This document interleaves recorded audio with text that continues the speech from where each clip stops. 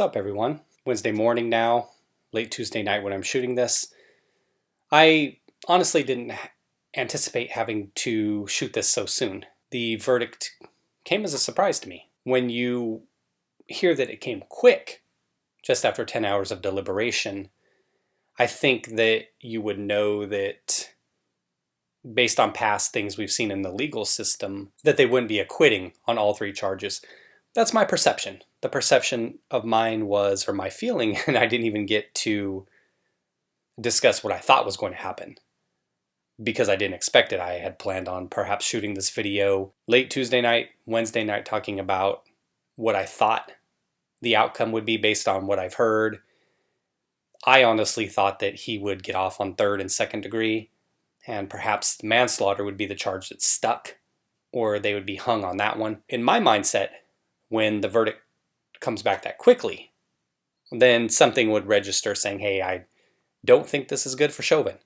And it certainly wasn't. We are going to bounce around a little bit. There's some kind of, obviously there's some gloating for individuals on the side of Floyd, just like there would be if Chauvin had gotten off by individuals on the other side. But look at this stuff about Pelosi. What's she talking about here? Thank God the jury validated what we saw, Pelosi said at a news conference on Capitol Hill, referring to the video of Chauvin kneeling on Floyd's shoulder. Thank you, George Floyd, for sacrificing your life for justice, for being there to call out to your mom, she said.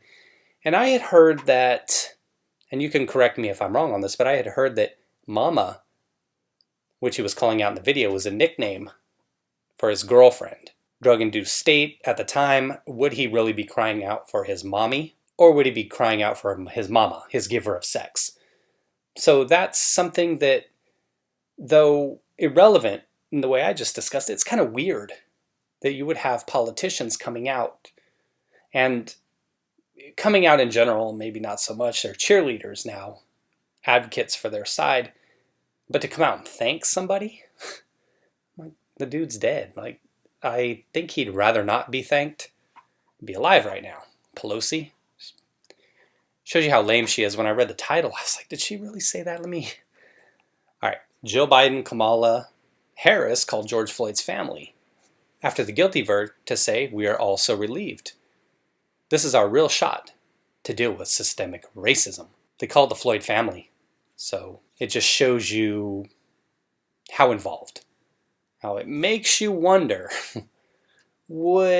had Chauvin been able to gain an acquittal on all three charges, would there be Republicans calling up Chauvin's family saying, you know, Mrs. Chauvin, we're all so relieved. This is our real shot to deal with criminals in our justice system. They'd be doing that? It's kind of strange that individuals would be having family members of George Floyd on speed dial, individuals within our government. Interesting. They say here, felony Floyd. I guess that is George Floyd's brother. He's got a brother named Felony Floyd. Maybe his name's Philanase or Mayonnaise. I don't know. Felony Floyd.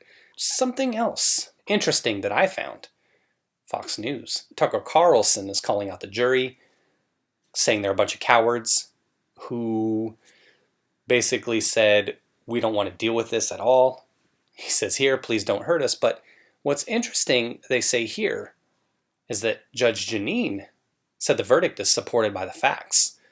And she said that also she believes that the verdict will be upheld on appeal. And there will be an appeal. But check out what she says. Here's where it says it here. She said she believes that the verdict will be upheld on appeal, like I mentioned. And she continued, but right now, what people need to understand is that the American justice system works. It works. People believe in Lady Justice.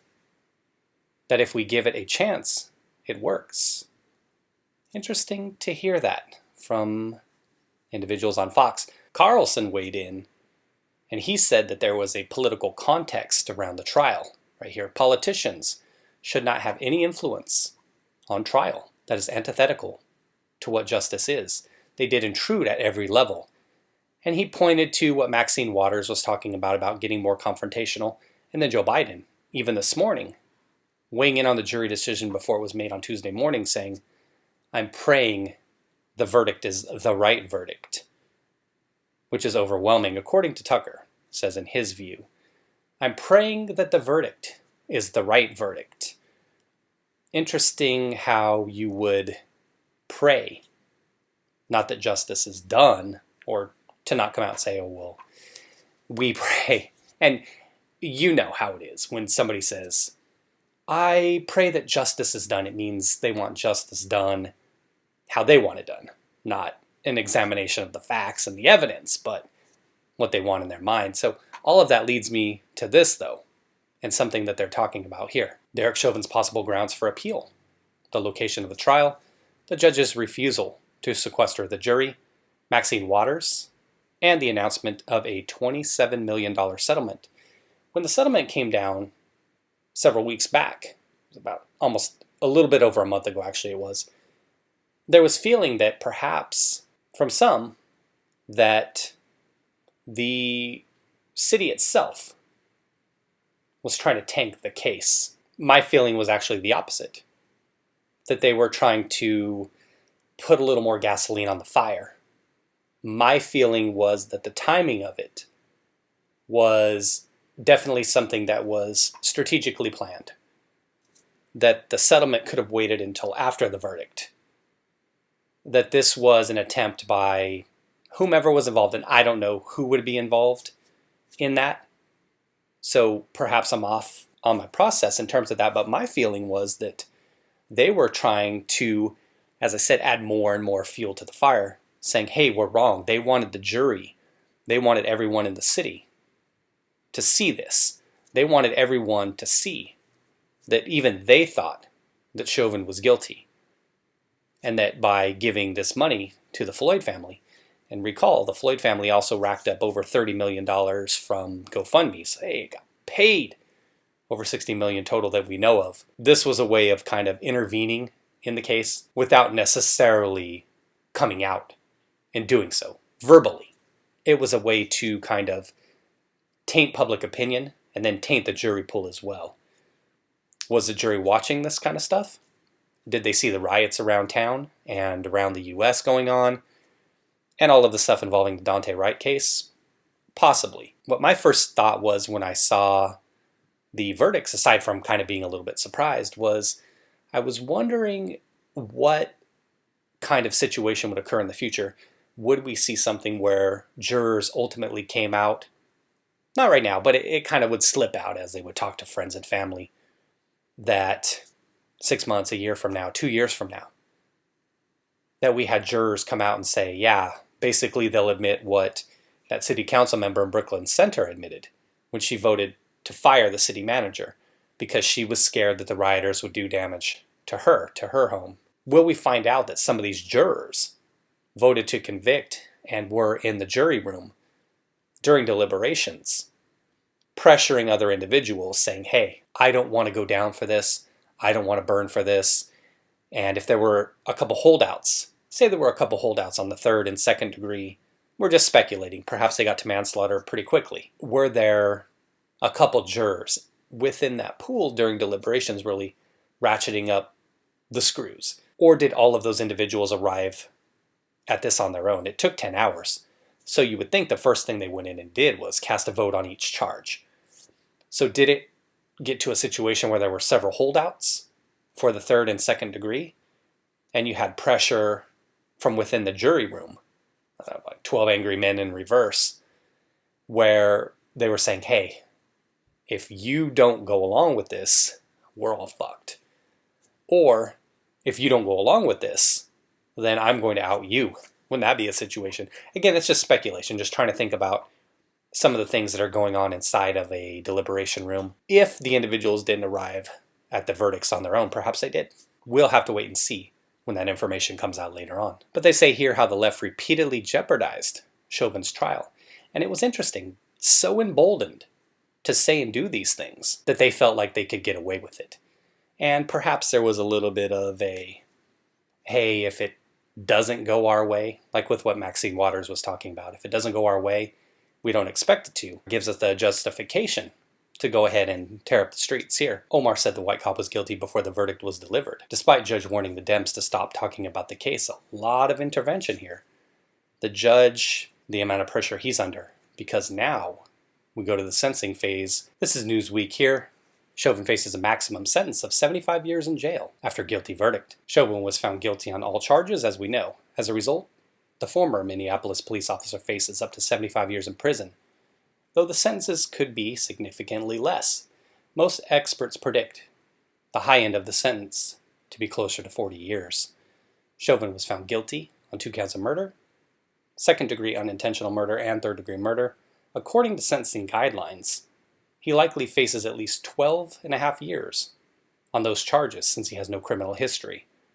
But maximum sentences for each charge differs. Second-degree murder carries a maximum sentence of 40 years, third degree a maximum sentence of 25, and an additional second-degree manslaughter is punishable by up to 10 years. He would most likely be sentenced to 4 years for the manslaughter charge according to state guidelines. In addition, the judge has the option to rule that the sentences be served concurrently or at the same time, meaning that the longest sentence is the active one, or consecutively. However, according to this article, it is unlikely that Chauvin will be sentenced to serve consecutive sentences. So if you have experts, and this is just my question here, if you have experts talking about 40, but if you're talking about how their sentencing guidelines work in Minnesota, they're saying that individuals with no prior criminal record can only be sentenced to a max of 12 and a half years, though the prosecution was asking for longer at the end of the trial. How are they talking about 40 if they're only saying that based on his criminal history, the max he could be doing is 12 and a half, 12 and a half, 12 and a half, and then 4, that'd be 29. But if they're saying they run concurrently, then you would think that the max would be 12 and a half. Sentencing is expected to come in 8 weeks. First, a pre-sentencing report about Chauvin's background must be produced. Then Judge Peter Cahill would have to determine if there were special circumstances related to the crime that would justify a higher sentence than the prison terms laid out by Minnesota's sentencing guidelines. So that's the question. There's a lot going on here. There's a lot of people celebrating in the streets that were happy for that verdict. There's a lot of people scratching their head. There's a lot of people wondering about all of these different things going on. But what I'm thinking about, aside from this, is obviously now we're waiting 8 weeks, see what's going on, see what the judge has to say now. But imagine the political pressure that he's under now. The ball is in his court. What's he going to do? My feeling is the burn, loot, and murder terrorist organization that's been allowed to run our streets and has been prodded on by their Democratic colleagues is they now see the way forward. They now see the way towards their path of justice. Now, in this case, I'm not saying what I felt should happen. What I thought would happen was I thought the manslaughter charge maybe would stick. But you see the way forward now for those organizations. They now know. They've seen it. They've got their first taste of blood. They now see that they can smash the streets, burn everything down. Democratic politicians can be out here running their mouths, and the judges aren't going to do anything to stop them. That's their key to get the justice that they want.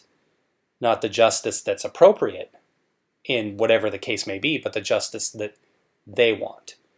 So Arbery, Rittenhouse, Dante Wright, that'll probably be next year by the time that one comes around or later in the year. They now see what they need to do to apply pressure in these communities, be that political pressuring jurists, letting people know, hey, if you don't vote the way we want you to vote, you're done. Jury tampering without actually having to twist somebody's arm behind their back, I guess is what I say. I don't know. Those are just some thoughts, some things I'm thinking about. What do you guys have more in terms of adding things? What am I missing here? What am I not thinking about in terms of how things go forward with this case in terms of his sentencing? Does it ultimately get overturned on appeal and people are crying in the streets, the same ones that are dancing now? Does he get a lengthy sentence? Does he get something shorter? What's a judge going to do? And then going forward with other cases, how does what happened here kind of set up a framework for those terrorist organizations that are out there smashing up streets to get their form of justice? Some things I'm thinking about. Take care, everyone. Thanks for watching. Be well, and your input on this is appreciated. Your thoughts. What do you think? Did you see this coming? Is this what you expected? And what happens going forward?